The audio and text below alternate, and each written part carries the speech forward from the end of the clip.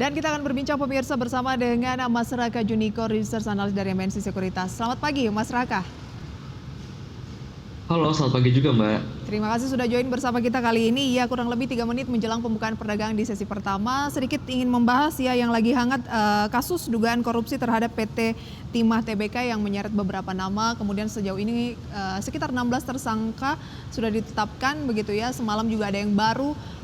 Dampaknya ke emitennya kira-kira akan seperti apa? Oke, baik. Tentunya dengan adanya noise tersebut ya, hal ini tentunya akan mempengaruhi prospek maupun kinerja perseroan ke depannya. Terlepas dari kenaikan yang cukup terjadi secara signifikan belakangan ini, namun kalau kita cermati ini memang kenaikannya sudah cukup terbatas seiring dengan kembalinya atau kasus tersebut. Dan memang kalau kita cermati kembali lagi ya dari segi penjualan dan juga outlook dari volumenya, ini memang masih akan cukup struggle ya, terutama di tahun ini. Dan memang kalau kita lihat memang komoditas lainnya itu seperti gold maupun batu bara itu mungkin akan diekspektasikan lebih cemerlang ya dibandingkan dengan output dari nantinya tuh si PT Timah itu sendiri, begitu Mbak. Oke, PT Timah satu pekan ini turun 5%, hampir 6% bahkan ya, tapi satu bulan masih naik 41%. Artinya, bagi yang sudah membeli beberapa waktu yang lalu masih ada gain sebenarnya dibanding pelemahan yang berlangsung satu pekan seiring dengan makin hangatnya kasus ini gitu ya. Kemarin bahkan turunnya hanya sekitar 0,62%, sementara di hari sebelumnya masih naik 3,18%. Secara tren dari PT Timah ini Anda melihatnya lagi tren apa kira-kira? Oke, baik Mbak. Sebenarnya kalau kita cermati secara teknikal ya dari TILS ini dia membentuk pola dari flag-nya ya. Dan dia sudah mencoba untuk konsolidasi, namun ketika kemarin ini terjadi adanya kenaikan, lalu kenaikan tersebut ini tiba-tiba menyusut dan masih disertai oleh volume penjualan yang masih cukup besar. Sehingga harap diperhatikan untuk posisi support dari TILS ini pada level 750.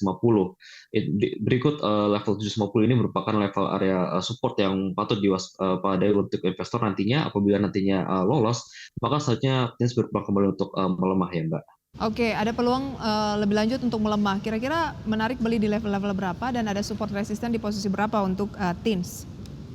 Oke, untuk supportnya tadi ada level 750 ya. Apabila nanti level 750 ini tertembus, maka selanjutnya TILS akan mencoba kembali untuk uji support di level 690. Sementara itu untuk resistennya Mbak, itu terdekat ada di level 865 Mbak. 895, tetapi ada peluang untuk turun dulu ya. Iya, masih gitu Oke. Mbak. Mas Raka, secara fundamental bagaimana Anda melihat saham TINS? Oke, memang kalau kita lihat kinerja dari saham TILS, ini memang tidak terlepas dari kinerja dari outlook komoditinya ya. Yang mana kalau kita cermati ini secara PE maupun PBV ya, ini memang masih cukup dramatis dalam arti di mana kalau kita lihat untuk earnings EPS-nya saja ini masih negatif dibandingkan dengan kinerja dari tahun yang ada di tahun 2021 dan tahun 2022. Dan kalau di mana kalau kita cermati ini memang outlook-nya ke depannya ini masih cukup agak struggle ya Mbak tentunya. Oke, masih cukup oke ya TINS? Sayangnya kalau kita cermati dari secara EPS untuk tahun 2023 ini negatif. Negatif. Sementara itu untuk tahun 2021 2022-nya ini masih mencatatkan hal yang positif, Mbak. Oke, dari emiten komoditas dibandingkan dengan TINS, ada nggak yang lebih menjadi pilihan dari Mas Raka? Oke, baik kalau kita cermati memang salah satu hal yang menarik itu adalah MDKA, Merdeka Copper Gold, di mana memang kalau kita cermati ini terkait harga nikel ya. Memang ke depannya ini masih akan cukup masih kalau kita outlook secara jangka pendeknya ini masih memang agak masih lagging ya. Namun kalau kita cermati ini ada beberapa catalyst positif di mana kalau kita lihat dari harga nikel itu sendiri ini akan kita ekspektasikan akan pulih ya dengan PMI manufacturing yang untuk global ini juga akan meningkat ya. Dan memang kalau kita cermati kenaikan potensi kenaikan dari harga nikel tentunya ini akan turut mendorong kenaikan dari MDK itu sendiri karena kami lihat untuk korelasinya ini masih cukup oke dibandingkan dengan emiten-emiten lainnya gitu Mbak. Baik, MDK Anda lihat menarik, tapi dilihat dari segi komoditas nikelnya ya, bukan emasnya ya. Iya begitu Mbak, karena memang nikelnya ini yang akan menopang kinerja dari MDK semuanya Mbak. Tapi kinerja MDKA kita lihat semuanya merah kecuali periode 5 tahun. 5 tahunnya ya naik 230%. Tetapi untuk jangka pendek misalnya 1 bulan turun 2%, 1 pekan ini sudah turun 6%, year to date juga turun 16%, 6 bulan terakhir juga turun 28%. Gimana strategi untuk buy-nya atau investasinya di MDKA? Oke, memang kalau kita cermati pelemahannya cukup signifikan ya sejak tahun dari 2023 ini, di mana memang ini investor mencoba price in dari pelemahan harga nikel itu sendiri.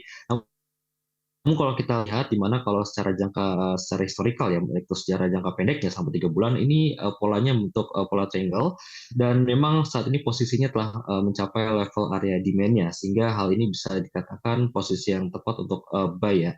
Untuk MDKA di mana untuk support terdekatnya ada di level 2230 dan ini telah menjadi support kuat dalam beberapa waktu ya mulai dari Desember 2023 dari bulan Maret awal dan hingga sampai saat ini, Mbak. Oke, support pertama itu ya 2230.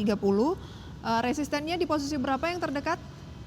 Oke, untuk resisten dari MDK itu terdekat ada di level 2420, Mbak. 2420 itu yang terdekat. Berarti saat ini adalah di level-level buy ya karena sedang di current price 2260 meskipun pagi ini ya lanjut lagi turun sekitar 0,4%.